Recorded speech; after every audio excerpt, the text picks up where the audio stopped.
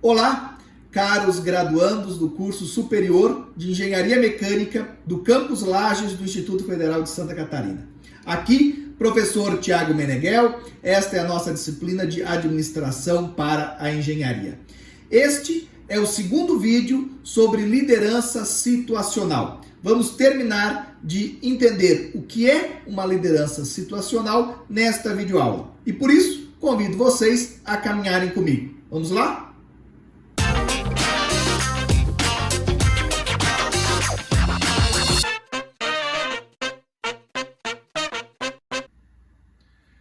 Com esta videoaula, nós vamos encerrar aí os nossos estudos sobre liderança situacional e também sobre liderança em nossa disciplina. Na primeira videoaula, que nós começamos a falar sobre liderança, falamos sobre os conceitos, na segunda e na terceira sobre liderança transformacional. Na videoaula anterior a essa, nós começamos os nossos estudos sobre liderança situacional e nesta videoaula nós vamos então terminar aí os nossos estudos sobre liderança situacional e sobre liderança. É óbvio que existiriam aí muitos outros temas a serem abordados, muitos estudos a serem feitos e aprofundados, mas nessa nossa disciplina, no curso de Engenharia Mecânica, o tempo nos permite essa abordagem que fizemos e acredito que ela será importante aí para que pelo menos vocês tenham noções básicas sobre liderança. Bom, nós vimos na videoaula anterior que a premissa básica da liderança situacional é que diferentes situações demandam diferentes tipos de líder. É importante entender também que a partir desta perspectiva, para ser um líder efetivo, o que é um líder efetivo? É aquele que gera o efeito esperado, é aquele que alcança os objetivos que foram propostos, né, e gera os efeitos esperados. Para que isso ocorra, é necessário que o indivíduo adapte o seu estilo de liderança às exigências de diferentes situações colocadas pela organização e aí pelos seus liderados. Vamos então à atual videoaula. Na liderança situacional, o líder precisa relacionar o seu estilo à competência e ao comprometimento dos subordinados. Existem aí outras teorias de liderança, por exemplo, a teoria ou a abordagem contingencial, que vai falar que além da competência e do comprometimento dos subordinados, existem outras coisas que precisam ser levadas em consideração. Mas para essa nossa teoria, que é mais aplicável na prática, o que nós devemos levar em consideração é competência do nosso liderado e comprometimento. Os líderes efetivos são aqueles que conseguem reconhecer o que os seus empregados necessitam e então adaptam o seu estilo ao encontro dessas necessidades. Líderes entendem que alguns liderados precisam de mais direção porque têm dificuldades, em conhecimentos teóricos ou em habilidades práticas, ou estão por algum motivo desmotivados e precisam aí de uma direção mais forte.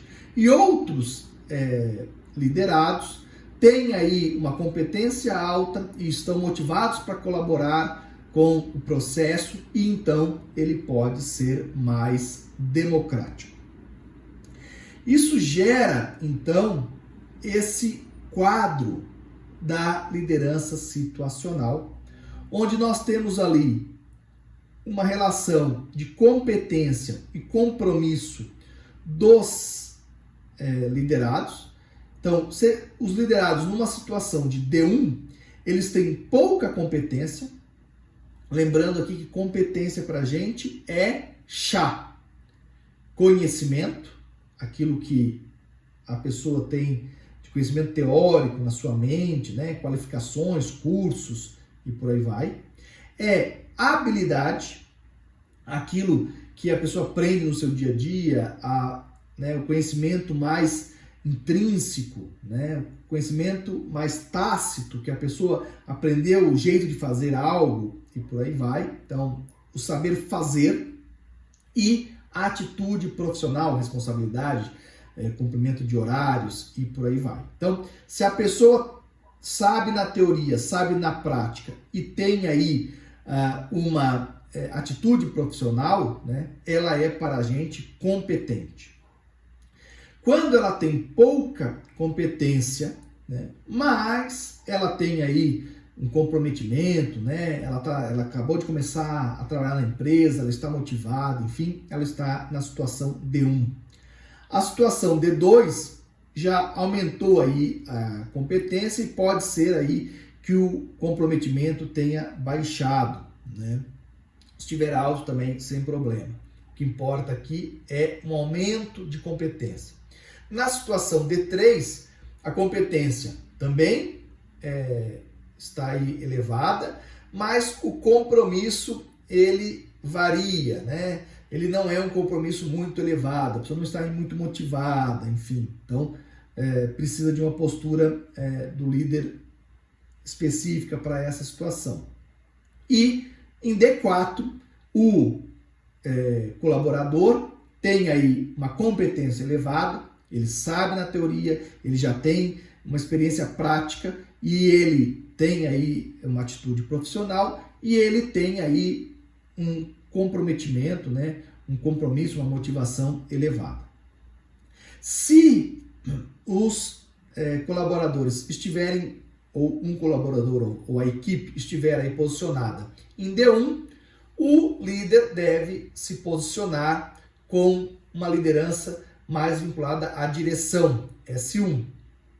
Se os liderados da equipe estiverem em D2, ele deve ser um líder S2, mais voltado aí à questão de treinamento, de treino, treinador. Se os liderados estiverem em D3, ele deve então ter aí uma postura, ele deve ter um perfil mais de apoio, de suporte, né? Dando aí um pouco mais de liberdade, enfim, para os liderados. E se os liderados estão em D4, ele pode assumir aí uma postura em S4 de delegação das tarefas. Vamos ver isso aí com mais detalhes em cada situação. Então, como é um líder S1 quando ele identifica lá os liderados em D1? O líder dá instruções sobre os objetivos que devem ser atingidos e como serão atingidos. Ele explica, inclusive, como fazer, né, para os subordinados. E ele está ali supervisionando com cuidado. Ele está muito próximo, né? Imaginem aí uma pessoa, sei lá, que começou a trabalhar numa determinada empresa e vai trabalhar na secretaria, vai fazer o caixa da empresa, mas ela nunca trabalhou ali, é o primeiro, segundo dia que ela está trabalhando ali. Então, o líder, ele deve ter um estilo de direção. Ele vai explicar como é que funciona o sistema, como é que se faz o caixa na empresa, como é que se fecha, quais são os cuidados que ela deve ter fazendo aquela tarefa. E ele vai estar ali supervisionando, né, com cuidado e orientando esse colaborador. Quando esse colaborador ele já passa ali uma semana, um mês, começa, né, a aumentar a sua competência, o líder pode passar aí a um estágio de S2, onde o líder concentra a sua comunicação tanto na realização dos objetivos quanto na manutenção das necessidades aí do subordinado. Então, ele não vai mais somente explicar tudo, treinar, né, desde o início ali, dar aquela direção específica. Ele vai começar a perguntar aonde está a sua dificuldade. Ele vai começar a olhar para o colaborador, né, e perguntar, isso aqui para você está tranquilo? Já posso, né, te dar mais liberdade aqui? Aonde você está com mais dificuldade? Então, e aí ele vai determinando, né, como se fossem treinamentos aonde existem dificuldades. E vai, mas mesmo assim, vai acompanhando com cuidado, né? Vai mantendo aí uma supervisão ainda forte, porque talvez nem mesmo o liderado saiba aonde ele está errando, né? Onde ele está com dificuldade. Então, a supervisão ainda se mantém forte. Depois, o liderado ainda, né, mais tempo, aumentou a competência, a motivação, talvez tenha caído um pouco, porque já está há um tempo na empresa, mas ainda tem uma motivação, o líder pode passar aí a um estilo S3, de suporte, de apoio. O líder não foca exclusivamente nos objetivos, mas ele usa do apoio para trazer à tona as habilidades dos empregados para realizar a tarefa. O estilo de suporte inclui escutar, exaltar, pedir sugestões já e dar retorno. Então aqui o líder já começa a se afastar um pouco do liderado. A supervisão já não precisa ser tão severa. O líder, né, já pode passar mais a uma postura de escuta, de parabenizar por atitudes tomadas corretamente, por questões que o liderado começou a decidir sozinho, né, a boas decisões que ele tomou. Ele já começa a pedir sugestão para... começa não, né, mas ele se torna mais frequente a conversa, a troca entre líder e liderado, né? E ele está sempre assim, dando um feedback, um retorno para o liderado.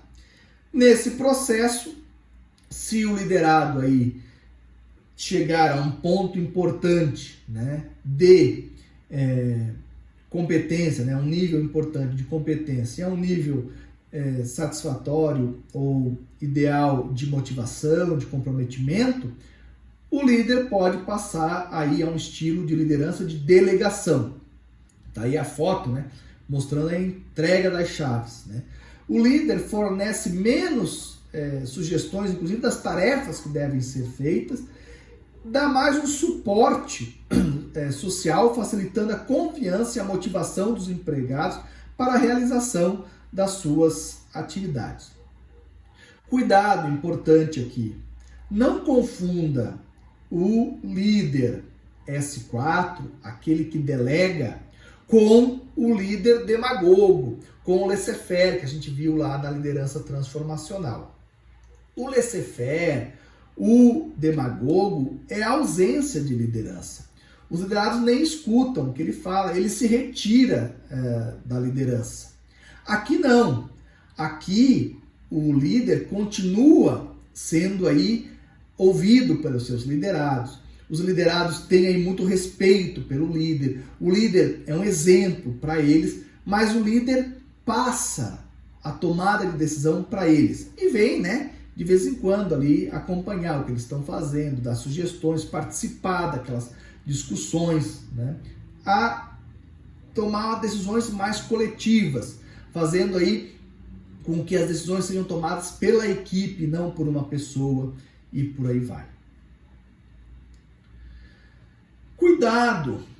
Temos uma questão importante aí quando a gente fala de competência nesses estudos de liderança situacional. Algumas pessoas podem entender que o líder deve ser S1, S2, né, mais autocrático, líder mais diretivo, mais treinador, quando o funcionário é incompetente. Né? Se eu contratei alguém que é incompetente, então eu vou agir daquela forma. Se eu contratei alguém que é competente, então eu vou agir de forma democrática. Não é essa a ideia da liderança situacional.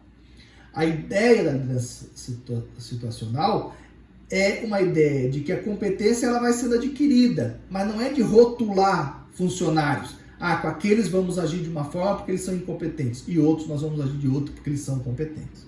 Muito cuidado com isso. Esses níveis de desenvolvimento referem-se ao grau de competência e de comprometimento que o empregado possui para realizar uma determinada atividade ou tarefa dada.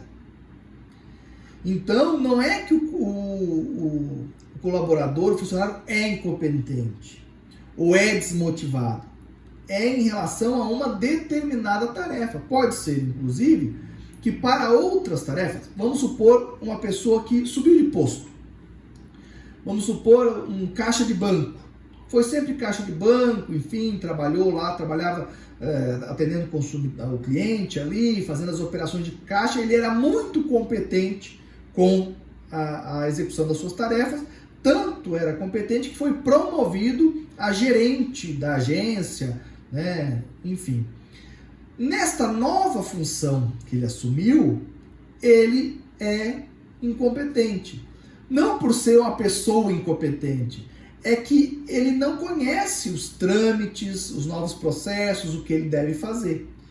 Então, o colaborador, o funcionário, é muito competente, mas para aquelas tarefas que a gerência necessita que sejam feitas, ele está, né, naquele determinado momento ali, incompetente, porque não conhece, porque não sabe como fazer. Então, o gerente geral da agência, por exemplo, que quando aquele funcionário era caixa, ele agia perante aquele funcionário como S4, né, delegador, ia lá no funcionário quando ele era caixa e perguntava o que a gente pode melhorar aqui nos caixas, como é que a gente pode melhorar o atendimento aos nossos clientes, tornar aí a fila mais rápida e tal, né? Agora, nesse momento, quando ele assumiu uma nova função, esse mesmo gerente geral deve atuar perante esse funcionário como S1, né? De forma diretiva. Ele vai ter que pegar esse funcionário e dizer,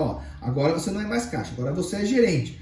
O gerente tem que alimentar esse sistema. Eu vou te apresentar aqui o sistema, eu vou lhe mostrar aqui como é que esse sistema funciona, e aí vai lá, apresenta o sistema, fica mais, né, supervisiona um pouco mais de perto aquela tarefa e por aí vai. Então, cuidado com isso, né? Não é que aquele funcionário é incompetente e aí o líder precisa ser S1, né? Não é essa a ideia. É dependendo da atividade da tarefa dada.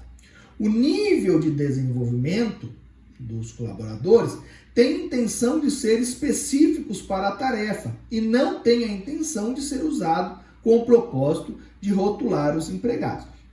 Se nós fizermos isso, nós estamos aí desvirtuando totalmente a ideia da liderança situacional, inclusive que é uma ideia de desenvolvimento dos liderados, né? A ideia é que o líder vá passando junto à sua equipe, seus funcionários, de S1 para S2, S3, S4, e vai levando os funcionários de um estágio, né, com menos competência para um estado onde ele possa delegar, né, uma vez que os colaboradores têm alta competência e alto comprometimento. É evidente que isso nem sempre é possível, porque há uma rotatividade, chegam funcionários novos e por aí vai, mas a teoria é nesse sentido. Vamos então rever aí, né, o que nós estudamos nessas videoaulas. Bom, a liderança situacional é aquela que diz que o líder deve mudar o seu estilo de liderança conforme a situação.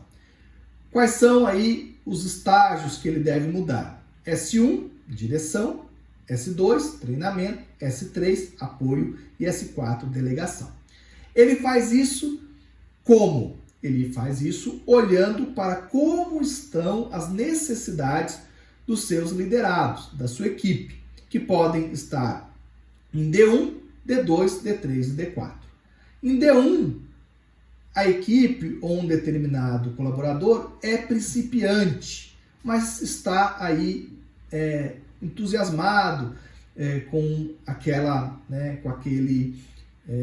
tarefa. Então a competência é pouca, mas o compromisso é elevado. O líder deve atuar de forma diretiva, com alto nível de direção, né? É ele que decide o que vai fazer, mostra como vai fazer, né? E o apoio, que seria assim aquele afastamento, né? Aquela acompanhamento distante, é baixo, né? Porque ele está ali muito alto na questão da direção. Depois, se a equipe estiver no nível D2, que é aquilo que a gente chama de aprendiz, mas um pouco desiludido, né?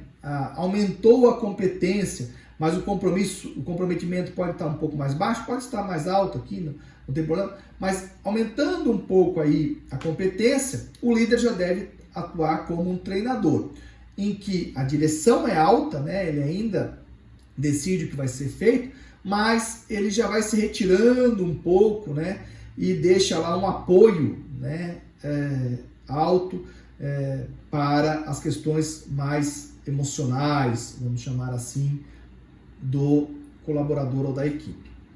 Em D3, é aquele que é um executante capaz, mas ainda cauteloso, né? Ele não tem ainda aquela confiança total no que está fazendo. A competência dele é de moderada a elevada e o comprometimento dele, né, pode ser um pouco mais baixo, pode ser um pouco mais alto, é variável. Aí o líder deve atuar numa postura de apoio, né, sendo aí mais democrático.